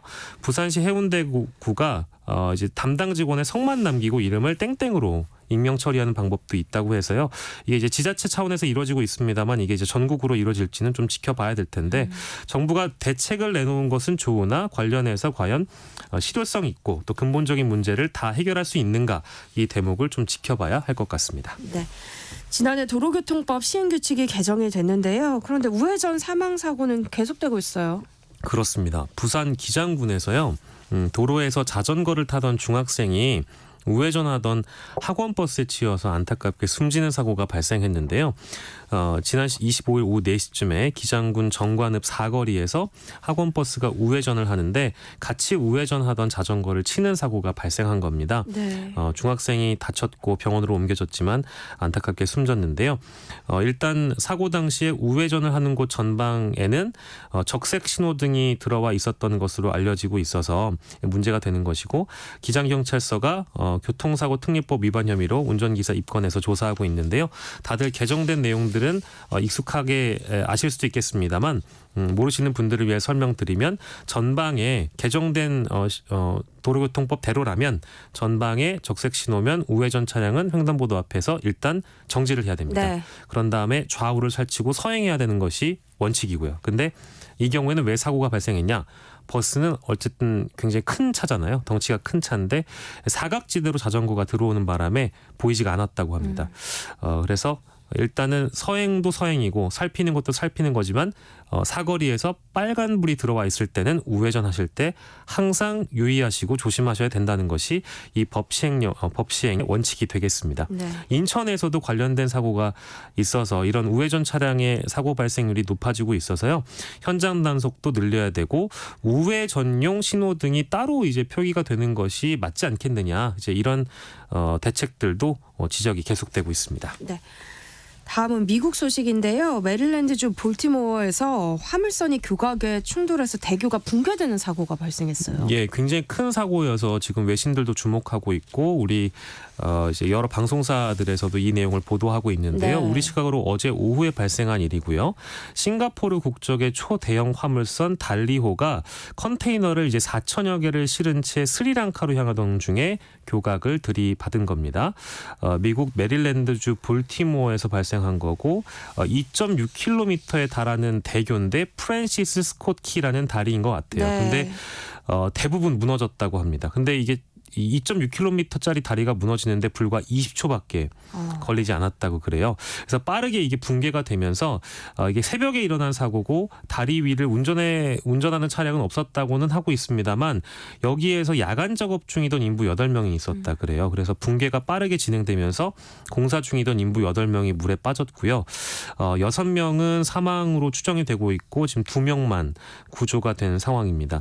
좀 다행인 것은 충돌로 불이 났지만 달리호에 탑승했던 선원 22명은 무사했다고 하고요. 충돌 직전에 조난 신호를 보내서 차량 출입은 원래 새벽이라서 출입이 많이 없기도 했습니다만 조난 신호가 있었기 때문에 출입은 통제돼서 대형 참사는 없었던 걸로 일단 안도하는 분위기인 것 같습니다.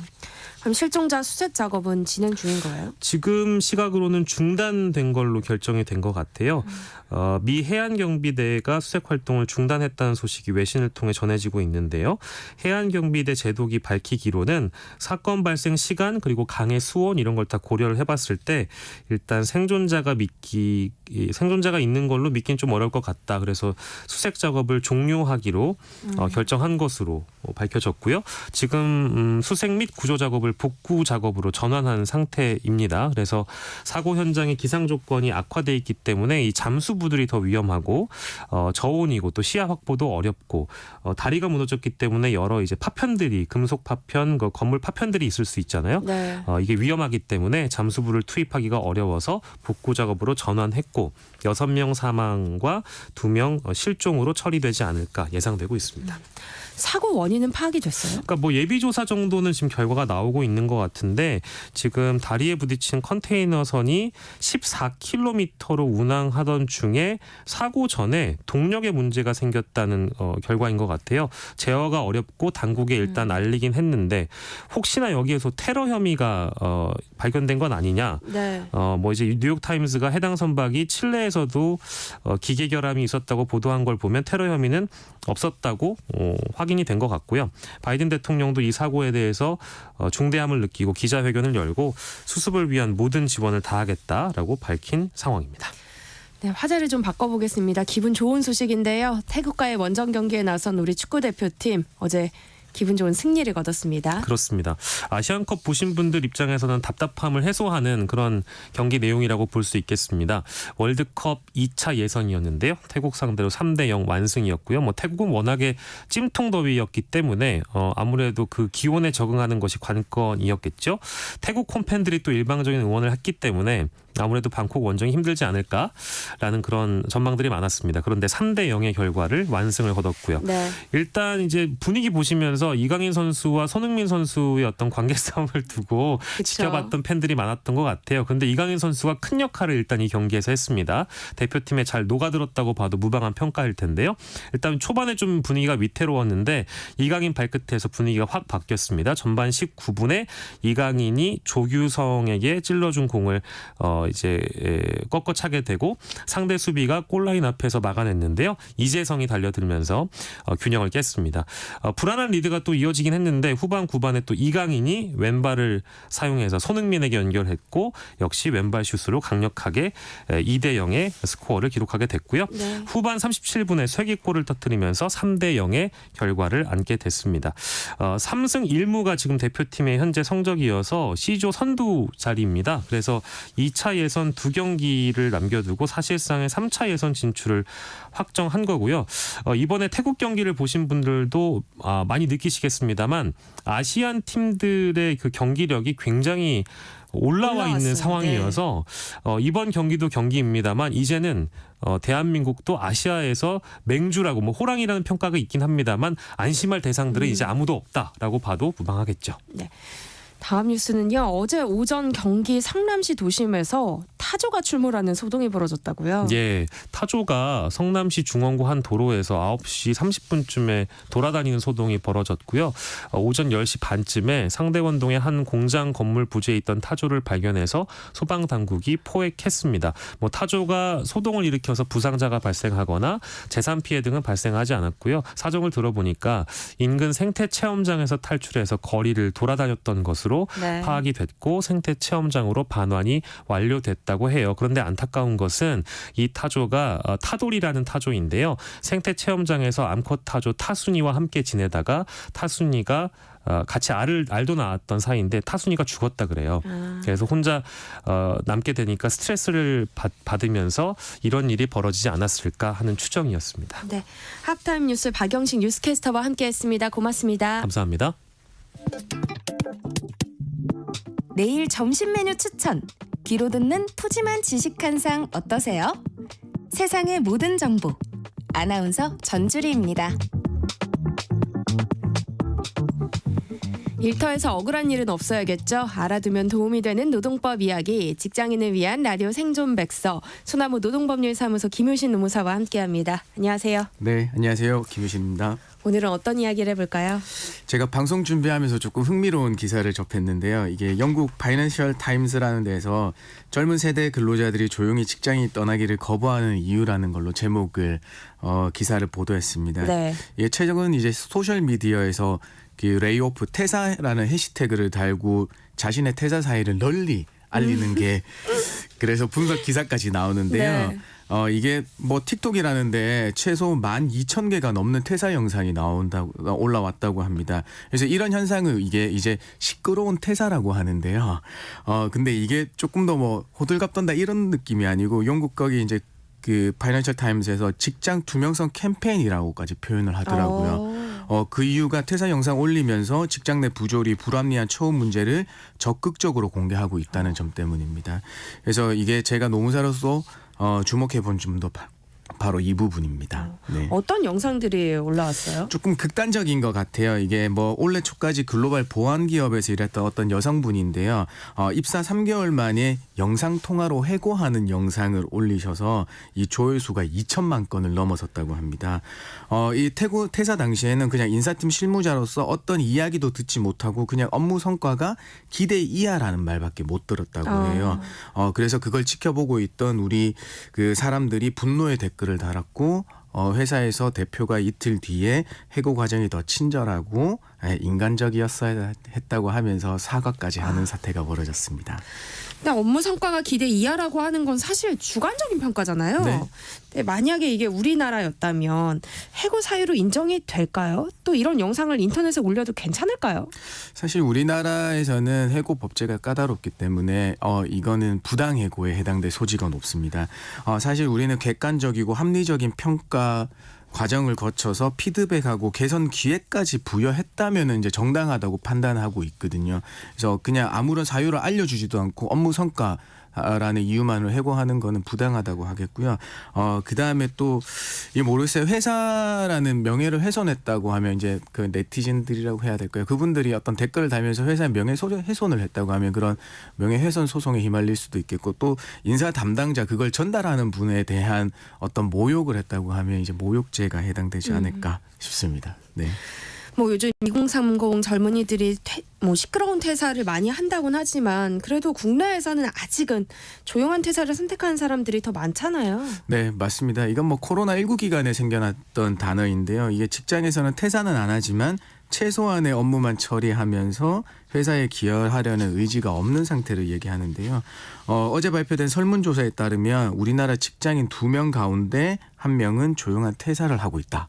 이렇게 발표됐습니다. 생각보다 많은 수치인데요. 설문조사 내용을 좀 더 소개해주면 좋을 것 같아요. 네, 이 설문조사 기관이 인크루트라는 데입니다. 여기에서 직장인 1,097명 대상으로 조용한 퇴사 인식조사를 했는데요. 거기에서 전체 응답자의 51.7%가 조용한 퇴사 준비 중이다라고 했습니다. 그래서 그 이유를 물어봤더니만 역시나 회사의 연봉과 복지가 만족스럽지 않다. 33%, 회사에서 일하는 것 자체에 열의가 없다. 네. 예, 약 30%. 그다음에 이직을 준비 중이다라는 게 한 20% 해서 이게 그 뒤를 이었는데요. 사실 흥미로운 점이 있어요. 이 동료가 조용한 퇴사 중인 거에 대해서 어떻게 생각하느냐의 질문에 대해서 전체 응답자의 약 66%가 긍정적이다라고 대답했다고 해요. 사실 퇴사가 생각만큼 네. 쉬운 일이 아니잖아요. 네. 사실 뭐 계획적인 퇴사가 56.8%로 뭐 가장 많기도 하고요. 그냥 충동적인 퇴사, 갑자기 내지르는 퇴사는 사실 11%에 불과하다고 합니다. 네. 뭐 퇴사를 한다면 철저히 준비를 해야 한다는 건데요. 미래를 계획하고 실행에 옮기는 것도 중요하지만 또 당장에 손해를 보지 않기 위해서 챙겨야 할 부분들이 많다면서요. 맞습니다. 아나운서님 혹시 퇴사 대행 서비스 있다는 거 아세요? 아니요. 그런 것도 있나요? 네, 대신에 우리가 사직 의사를 표시해주고 이 사직서 사직할 때 챙겨야 될 부분들에 대해서 대행해주는 대리인으로서 행동하는 건데요. 이게 뭐 젊은 정들이 비대면 문화에 익숙해지기도 하고 사표를 낼 때 사실 껄끄러운 점이나 불편한 사항들이 많이 생길 수 있잖아요. 그것을 피하고 싶다는 이유로 대행 업체를 찾는다고 합니다. 근데 우리가 사실 기성세대들은 그렇게까지 해야 되냐, 마지막에 유종의 미를 거둬야 되는 거 아니냐. 그러니까 마지막 모습이 아름다워야 한다 이런 얘기 하잖아요. 예, 그래서 이해 못하시는 부분도 많겠지만 사실 퇴사 결정하는 순간부터 신경 쓸 부분 많다는 점에서는 뭐 그렇게 이해 못할 부분도 아닌 것 같습니다. 그런데 이 사직서 낼 때 적어야 되는 내용에 대해서는 혹시 아나운서님 알고 계세요? 와, 글쎄요. 뭐 사직서 일단 그거 써야 될 것 같고요. 네. 며칠자로 퇴사하고자 합니다 하고 제 서명을 해야 되지 않을까요? 맞습니다. 정확한 게 퇴사일을 지정해 주는 거예요. 근데 우리가 드라마 같은 데 보면 그냥 아까처럼 사직서 뭐 성명 땡땡땡 쓰고 그냥 제출하는 경우가 있는데요. 사실 어느 회사건 간에 회사에서 정한 사직서 양식이라는 게 있어요. 그걸 활용해 주시면 되고요. 근데 가장 기본적으로 들어가야 될 게 자기 성명, 입사일, 그다음에 퇴사일, 내가 언제 퇴사할 거냐 의사를 밝혀야 되는 거. 그다음에 사직 사유에 대해서는 우리가 회사한테 밝혀주는 게 좋죠. 왜냐하면 이게 권고사직이냐 아니면 자진퇴사냐 뭐 이런 부분에서 논쟁이 있었기 때문에 확실하게 표현해 주는 게 좋습니다. 그렇군요. 네. 그럼 사직서는 언제까지 내야 되는 거예요? 요거는 일반적으로 30일 전까지 내주셔야 돼요. 이거는 뭐 근로기준법에 있는 건 아니고요. 민법에서 정해놓은 건데요.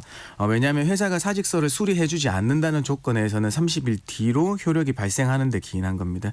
물론 한 달 전에 내지 않더라도 회사가 승인해주면 그때 합의 해지되는 거니까 퇴사하시면 되겠죠. 그런데 극단적으로 말씀드리면 오늘 사직서 내고 내일부터 안 나오겠다. 이것도 가능하긴 해요.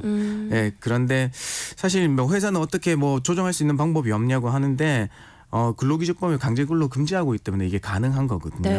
근데 뭐 사직서 수리되지 않으니까 30일 기간 동안은 무단 결근될 수 있다는 점 유의해 주셔야 되겠습니다.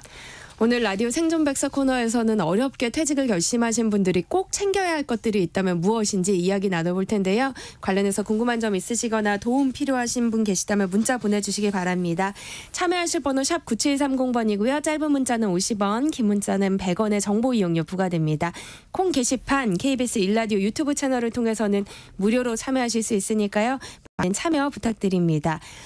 네, 회사에서 사직서 수리를 거부하는 경우도 또 종종 있긴 하잖아요. 이럴 때는 어떻게 해야 할까요? 네, 뭐 좀 전에 이제 말씀드렸다시피 30일의 기간은 이제 좀 지켜주셔야 돼요. 내가 사직서 냈으니까 회사가 수리 안 했으면 30일 기간 한 달 뒤거든요. 근데 네. 대부분의 월급제 근로자들 분이시니까 이걸 법상 정확하게 알려드리면은 내가 사직서를 제출한 날부터 단기 후 1기가 지나야지 효력이 발생해요. 이 단기라는 거는 네. 임금의 계산 기간을 말하는 거거든요. 그래서 1일부터 말일까지가 급여 계산 기간이고 내가 27일 오늘 사직서를 냈다고 하면 사직의 효력은 5월 1일 날 발생하는 거예요. 아, 네. 그렇군요. 그래서 이 조율하는 게 제일 중요하세요. 그렇네요. 네. 또 반대로 회사 입장도 좀 살펴봤으면 하는데요. 만일에 직원이 이렇게 인수인계도 없이 갑작스럽게 퇴사를 해서 피해를 발생한다면 이 경우에는 또 어떻게 해야 할까요? 자영업 하시는 분들이 특히 좀 그렇죠. 궁금해하시지 않을까 일단 싶어요. 회사나 이런 어떤 규모가 있는 조직 회사에서는 이렇게 어떤 체계가 갖춰져 있으니까 이런 그러니까요. 극히 드문데요. 자영업하시는 거 요식업이나 서비스 업종으로 보면 이런 경우들이 많아요. 네. 그래서 이게 아까도 말씀드렸지만 법에서 정한 바가 없고 그냥 민법에서만 사직서 승인하지 않으면 30일 뒤에 발생하니까 그 기간 나오지 않으면 무단 결근으로 되니까 그 무단 결근에 대한 그 퇴직금 계산이 조금 낮아지는 게 있고 그다음에 손해에 대한 발생 부분이 생길 수 있어요. 그냥 손해배상 청구 소송을 할 수가 있거든요. 네. 근데 사실상 근로관계에서 이 사람이 나오지 않음으로 인해서 어떠한 손해가 얼마만큼 발생했는지 이 산정을 하기가 굉장히 곤란하거든요. 네. 또 입증이 쉽지 않은 것도 사실이고요.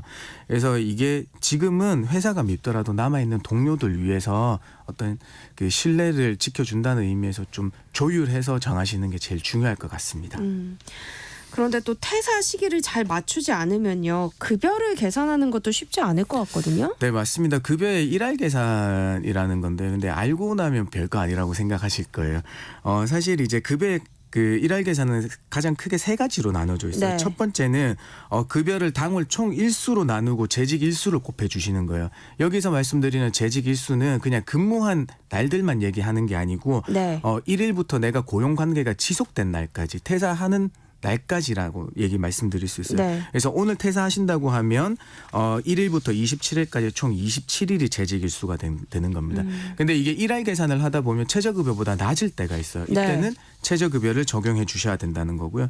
두 번째는 31일, 28일, 31일 이렇게 나눠져 있으니까 그냥 단일화 시켜서 30일로 나눠주는 방법이 있고요. 네. 그다음에 세 번째로는 월 총 유급 인정일수, 근무한 날과 주유 인정일수를 나눠서 근무한 날 플러스 주유를 맡겨줘야 되는지 그거 합한 날로 곱하는 방식이 있습니다. 또 남아있는 연차도 잘 따져봐야 할 것 같은데요. 사실 퇴사할 때 가장 잡음이 나오는 게 이게 연차예요. 그래요? 왜냐하면 연차 수당 주면 된다고 생각하시는 분들이 있지만 이 마지막 근무하고 나서 어떤 직원분은 내가 연차를 사용하고 퇴사일은 저 뒤로 미루겠다는 경우가 있고요. 그다음에 어떤 날은 근로자가 빨리 퇴사하고 싶은데 회사가 우리는 연차 수당 없다. 그 연차를 뒤로 미뤄야 된다. 이런 경우들이 있어요. 그런데 사실 이제 그 연차는 자기가 사용하고 싶은 시기에 쓰는 거니까 네. 그 근로자가 쓰고 싶은 만큼 쓰실 수 있겠습니다만은 아까 우리 근로자가 인위적으로 퇴사일을 늘려서 하는 경우에는 조금 안 된다고 제 개인적인 견해가 있습니다. 그거는 왜냐하면 그냥 실제 근무일에서 퇴사하면 연차 미사용 수당을 주라는 게 이제 법인 거고요. 그런데 이 퇴사일을 늘림으로써 어떤 유급 휴일이 있거나 재직 일수가 늘어나면 이제 퇴직금이 많은 건 아니지만 조금 더 늘어나는 경우가 있잖아요.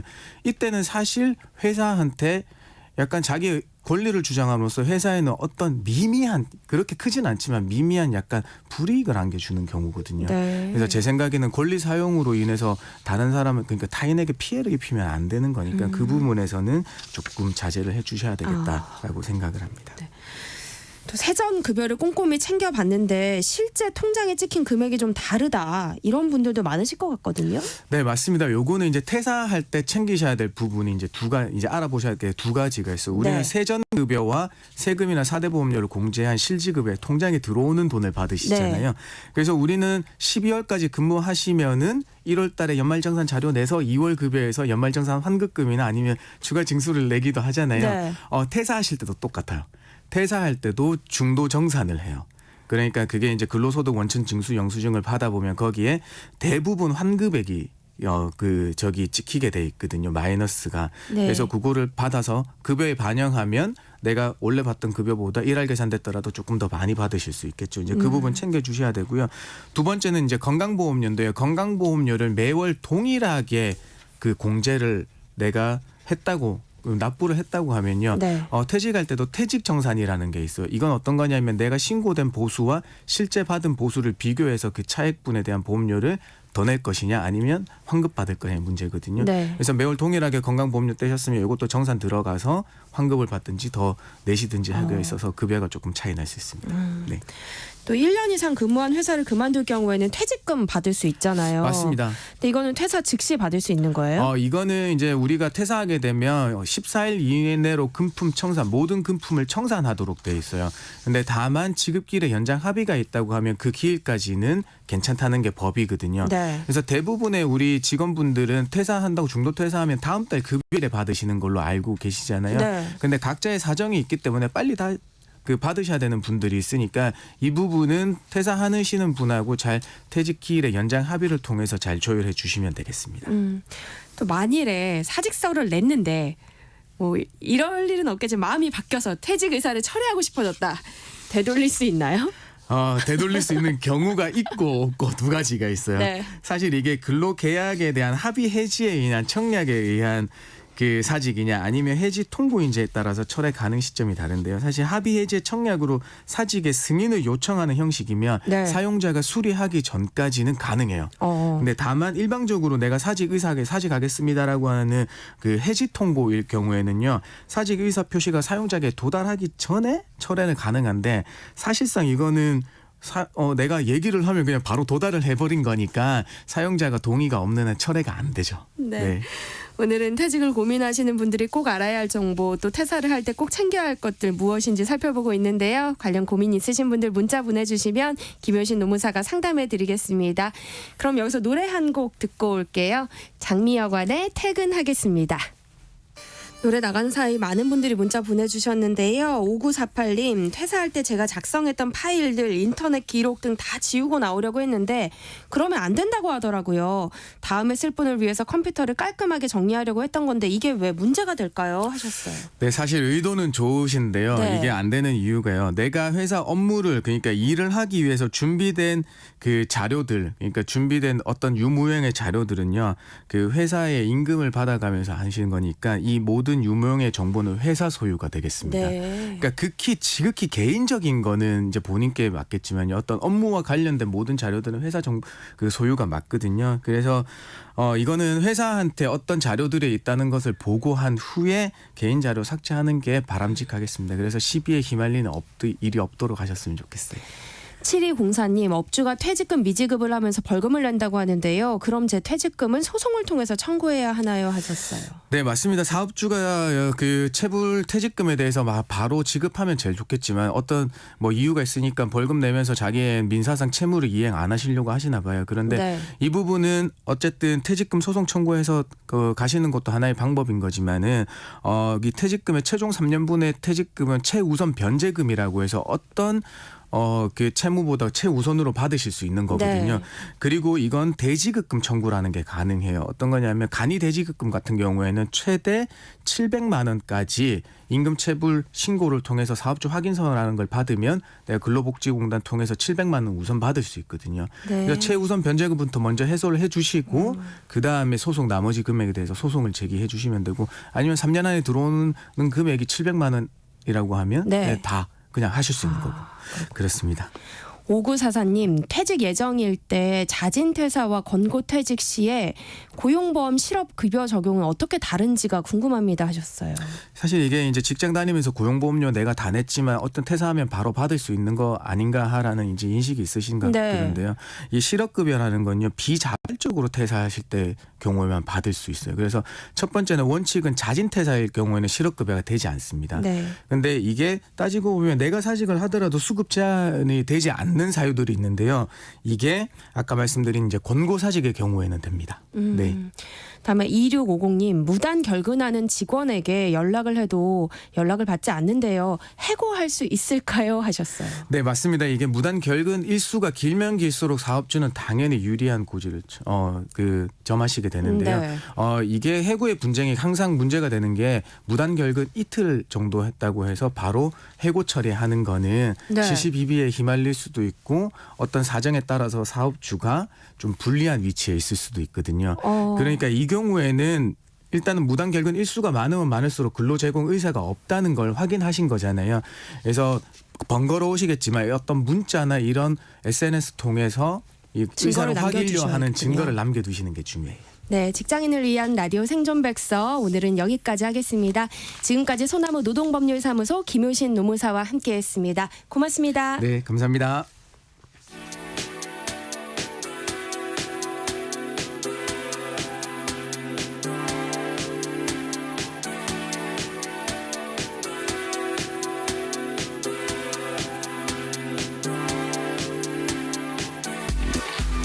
과학 아직도 어렵게만 느끼시나요? 일상생활의 모든 것은 과학적으로 설명이 된다고 하는데요.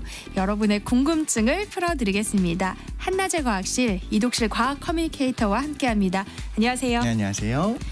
네, 오늘은 요즘 우리에게 너무 친숙한 제로 음료에 대해서 얘기를 해주신다고 하는데요. 일단 먼저 이 질문부터 드려야 될 것 같아요. 제로 음료들 정말 칼로리가 제로가 맞습니까? 네, 칼로리가 제로거나 혹은 제로에 준할 정도로 너무 적어서 사실 대사가 이루어진다 하더라도 양이 너무 미미하니까 밥풀 몇 개 정도 먹는 수준이다. 그러니까 제로가 맞다라고 보면 될 것 같습니다. 네, 뭐 맛이 다르다고 느끼시는 분들도 계시겠지만 제로 음료도 똑같이 달긴 하잖아요. 그런데 어떻게 그렇게 칼로리가 낮은 거예요? 네, 단데 어떻게 칼로리가 낮냐라는 거잖아요. 네. 이게 모순처럼 느껴지지만 사실 생각해보면 그렇지가 않은 게요. 이 문장이 두 가지 다른 얘기를 담고 있어요. 맛은 달고 칼로리는 0이다. 네. 이게 이상하다는 건 우리가 지금까지 자연스럽게 단 것은 칼로리가 높다라고 알고 있었기 때문인 건데요. 네. 생각해보자면 단 건 누가 느끼느냐? 혀와 코가 느끼잖아요. 근데 칼로리, 열량은 장에서 흡수돼서 영양분으로 공급이 돼야 되는 겁니다. 그래서 이 둘이 연결되어 있는 게 오히려 신기한 거예요. 달게 느꼈을 때 실제로 영양분도 있었던 것이 지금까지 있었기 때문에 우리가 그렇게 생각하는 것뿐인 거고요. 질문을 바꾸자면 이렇게 돼야 됩니다. 왜 지금까지 달콤한 건 열량이 높았지? 혹은 왜 맛있는 건 다 살찌지? 이게 더 정확한 질문인 것 같습니다. 아니 근데 바삭하게 튀기면 웬만한 건 다 맛있어지고 사실 그게 그동안 고칼로리였던 건 맞잖아요. 근데 이건 왜 그런 거예요? 맞습니다. 맛없는 튀김 찾기가 참 어려울 정도인데 저는 개인적으로 어렸을 때는 가지를 좀 안 좋아했었던 것 같아요. 그 물컹한 식감 때문에. 근데 가지 튀김을 처음 먹었을 때 깜짝 놀랐어요. 이 바삭하면서 부드러운 이 맛 이게 뭐지 싶었었는데 맛있죠. 역시나 튀김은 다 맛있구나. 튀김의 기름 맛을 우리가 고소하게 느끼기 때문인 거고요. 단맛은 당연히 좋아할 수밖에 없습니다. 당이 워낙 많은 세상에서 우리가 살고 있잖아요. 그러니까 단맛의 선호가 적은 것처럼 느끼는 분들도 있어요. 난 단 거 좀 안 좋아해 하는 분들도 분명히 있는데 단 것을 끊고 나서 시간이 지나면 그렇게 단맛을 원하게 되거든요. 난 초코파이가 뭐가 맛있는지 모르겠어 하는 분들이 군대 가면요. 초코파이 받으려고 개종을 한다는 이런 얘기가 있습니다. 맛있는 건 살찌고 달콤한 건 살찌고 그러는데 왜 그런가에 대한 대답은 의외로 쉽게 얻을 수가 있습니다. 문장을 뒤집어서 살찌는 게 맛있는 거고 살찌는 게 달콤한 거고 그래서 우리가 선호하게 되어 왔다라는 거고요. 우리가 오랜 시간에 걸쳐서 그렇게 되어 왔다라고 보면 될 것 같습니다. 인류가 살아남기 위해서 그랬던 거 아닐까요? 바로 그겁니다. 우리가 달콤한 것을 만약에 쓴맛처럼 느끼도록 진화를 했다면 인류가 과연 생존했을 것이냐 피할 거잖아요. 네. 단맛을 피하거나 혹은 느끼지 못하는 돌연변이 유전자를 가진 사람이 있을 수 있어요. 그런데 그런 분들이 만약에 10만 년 전에 살았다면 아마 생존을 못했을 가능성이 높은 겁니다. 안 먹을 테니까요. 그런 유전자는 시간이 지나면서 사라지게 된다는 걸 말씀을 드리는 거고요. 따라서 살찌우는 것을 선호하는 개체가 살아남았다라고 보는 게 타당한 겁니다. 그런데 대부분 동물이 다 그래요. 흥미로운 예외가 하나가 있는데 고양이는 단맛을 못 느낍니다. 그럼에도 불구하고 고양이는 잘 살고 있죠? 이게 의미하는 바는 뭘까요? 현대 사회에선 고양이가 되고 싶네요.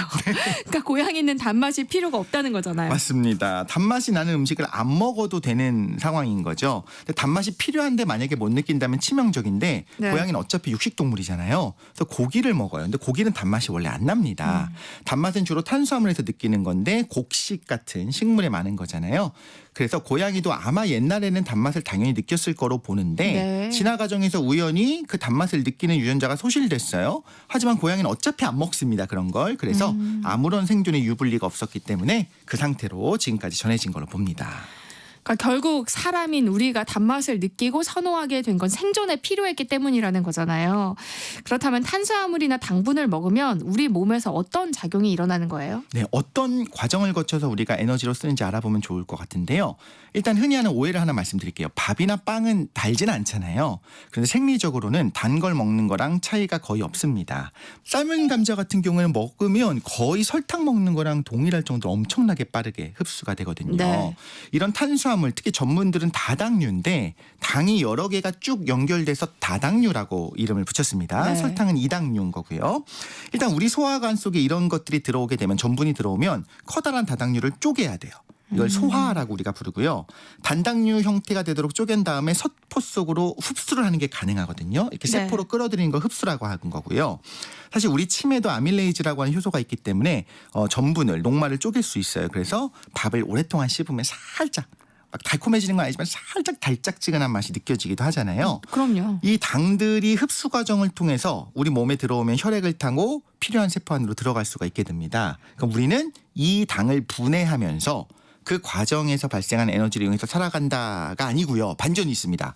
분해 과정에서 발생한 에너지로 우리가 연료로 쓸 수 있는 물질을 준비를 시켜놓게 됩니다. 그게 무슨 말이에요? 우리가 연료로 쓸 수 있는 물질들을 준비해 놓는다? 그렇죠. 당분이 에너지니까 그냥 그걸 쓰면 되잖아요. 근데 당을 분해한다는 게 어떤 의미냐면 산화시키는 건데 태우는 거예요. 네. 확 불태우는 건 아니고 천천히 조금씩 단계별로 산화시키면서 에너지를 다른 물질로 저장을 해놓는데 이게 왜 그렇게 할까 비효율적으로 느껴지잖아요. 네. 비유하자면 이런 겁니다. 포도당은요. 5만 원권 같은 거라고 생각하시면 돼요. 돈으로. 그러면 우리가 일상생활하면서 5만 원 단위로 살진 않아요. 편의점에서 제가 추파춥스를 사야 되는데 200원짜리인데 5만 원밖에 없어요. 5만 원을 내야 됩니다. 그럼 서로 곤란해지는 거죠. 그렇죠. 거스름돈 없습니다. 왜냐하면 5만 원밖에 없는 세상이니까. 이렇게 큰 단위로 쓰게 되면 굉장히 불편한 게 많아요. 그래서 작은 단위로 환전해서 쪼개놓는다라고 생각하면 되고요. 5만 원권을 우리가 쪼개서 1,000원짜리 40장을 만들어 놓는다고 하면 10장 모자르죠. 손실이 있죠. 그럼에도 불구하고 환전하는 과정에서 에너지 손실이 있음에도 불구하고 1,000원짜리로 세상을 살아가는 게 5만 원으로 살아가는 것보다 훨씬 더 유용할 수가 있습니다. 그래서 우리가 포도당이 산화될 때 에너지가 너무 커서 자칫하면 주변에 있는 우리 세포가 같이 산화될 수 있거든요. 그래서 작은 단위로 미리 쪼개놓는다라고 보시면 됩니다. 그러니까 우리가 탄수화물을 먹으면 일단 분해를 한 뒤에 흡수를 해서 더 작은 에너지 단위로 쓸 수 있게 저장한다. 뭐 여기까지는 이해를 했어요. 네. 근데 정작 그럼 제로 음료가 왜 달콤한 건지에 대해서는 아직도 답이 안 나온 것 같은데요. 맞습니다. 설탕을 제외한 단맛이 나는 그런 감미료들 있잖아요. 칼로리가 0이거나 0에 가까운 것들은 두 가지 원리가 있어요. 둘 중에 하나라고 보시면 됩니다. 근데 천연과 인공으로 나누는 건 아니에요. 사실 제로 칼로리인 천연 감미료가 있는 건 이제 말씀을 드릴 겁니다. 네. 자, 두 가지 중에 하나는요. 설탕보다 수백 배 단맛이 나는 물질이 있을 수가 있고요. 네. 또 다른 종류는 우리가 대사를 못하는, 분해를 못하는 그런 물질들이 있습니다. 둘 다 혀는 자극해요. 그래서 단맛은 느낍니다. 그런데 그 양이 설탕의 수백 분의 1밖에 안 먹은 거나 아니면 먹긴 먹었는데 장에서 흡수가 안 되니까 당연히 이런 경우에는 칼로리가 없다고 할 수 있겠죠. 네. 전자에 해당하는 경우, 즉 설탕보다 수백 배 단맛을 느끼는 그런 물질이 대표적인 게 사카린, 아스파탐 이런 것들이 있습니다. 근데 흥미로운 걸 하나 말씀드릴게요. 이런 것 어떻게 만들었을까? 감미료를 개발하다 만들어졌을까? 이게 아니고요. 우연히 발견되게 되는데요.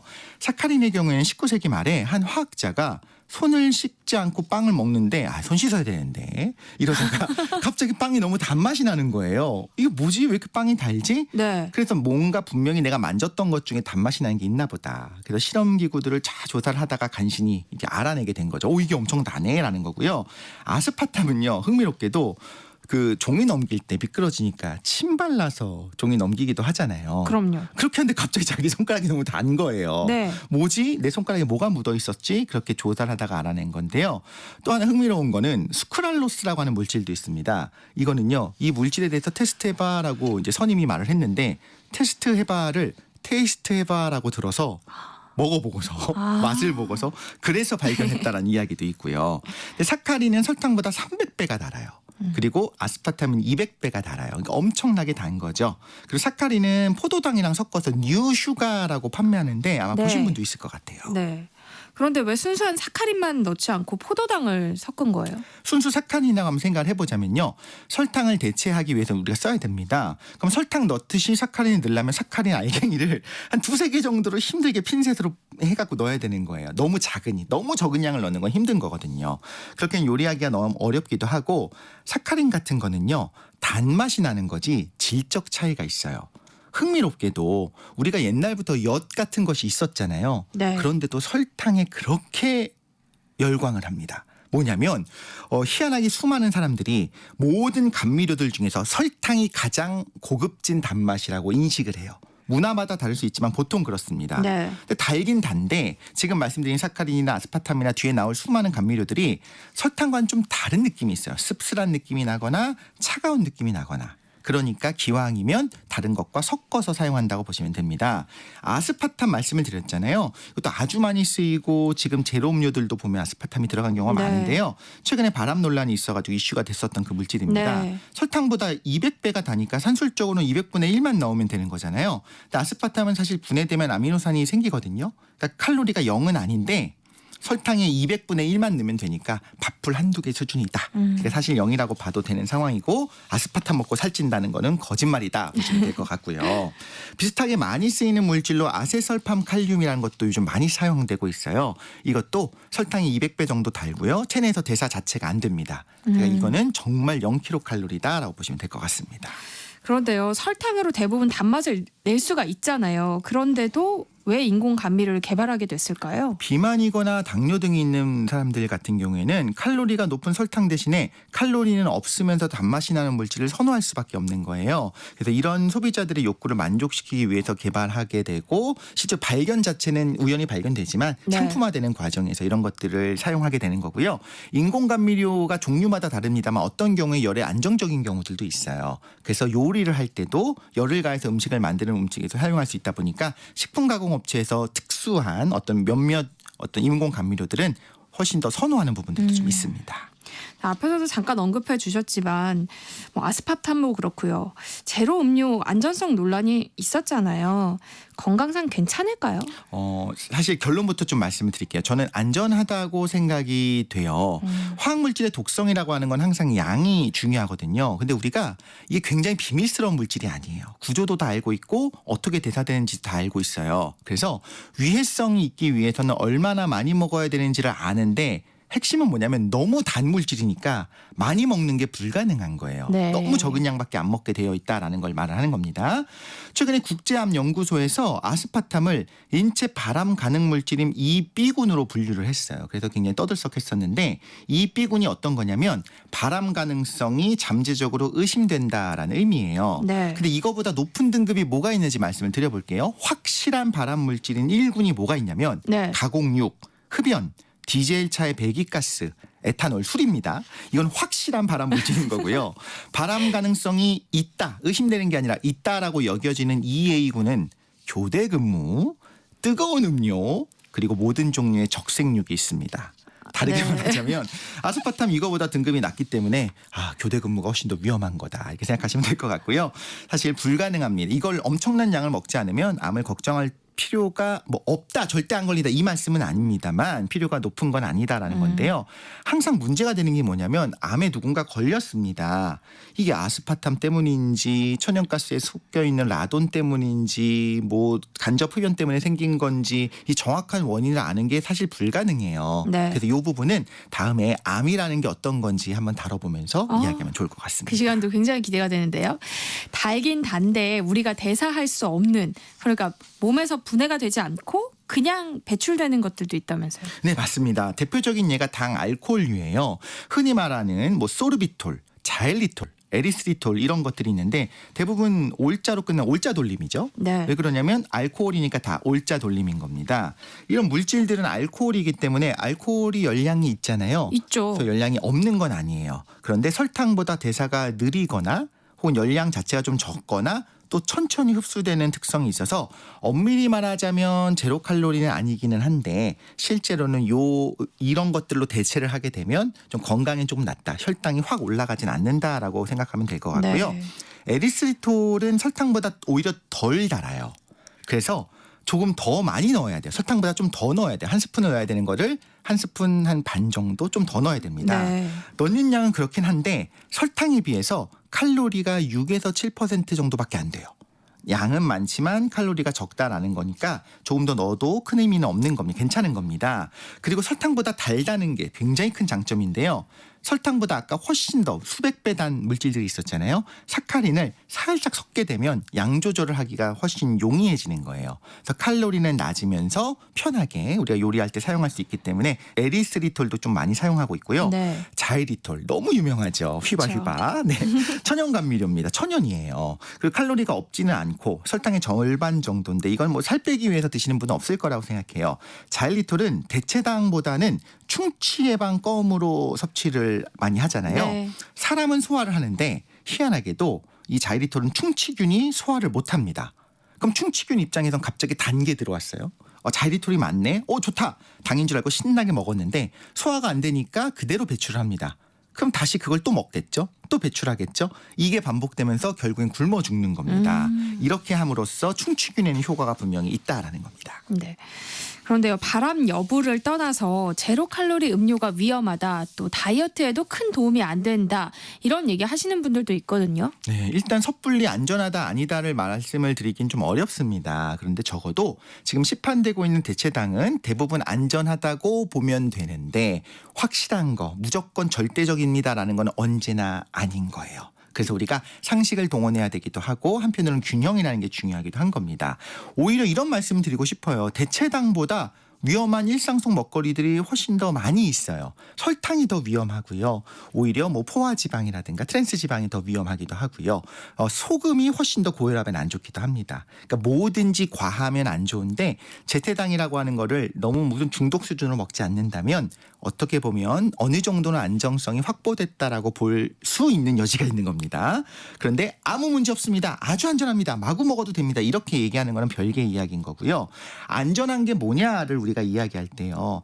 암에 걸리거나 병에 걸려야만 나쁜 건가요? 그런 건 아닌 거예요. 심리적으로도 영향을 줄 수가 있고요. 어떤 불균형의 요소가 될 수도 있습니다. 또 설사를 할 수도 있어요. 네. 이런 걸 부작용이라고 하는데 부작용이 부정적인 작용이 아니고요. 반장부반장처럼 부작용이라고 하는 건 사이드 이펙트, 부가적인 작용을 말해요.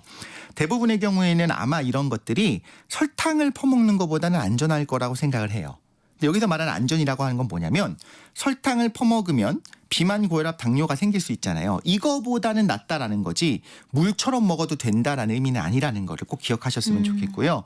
다이어트의 영향도 좀 비슷한 부분이 있는데요. 패스트푸드 먹을 때 제로 음료를 저는 사실 마십니다만 이렇게 하니까 괜찮아. 이거 칼로리 없어. 감자튀김을 더 먹어보자. 이러면 오히려 다이어트에 악영향을 끼칠 수가 있는 거죠. 근데 이건 제로 음료 탓은 아닌 거예요. 우리의 심리적인 네. 잘못된 판단을 내린 게 되는 거죠.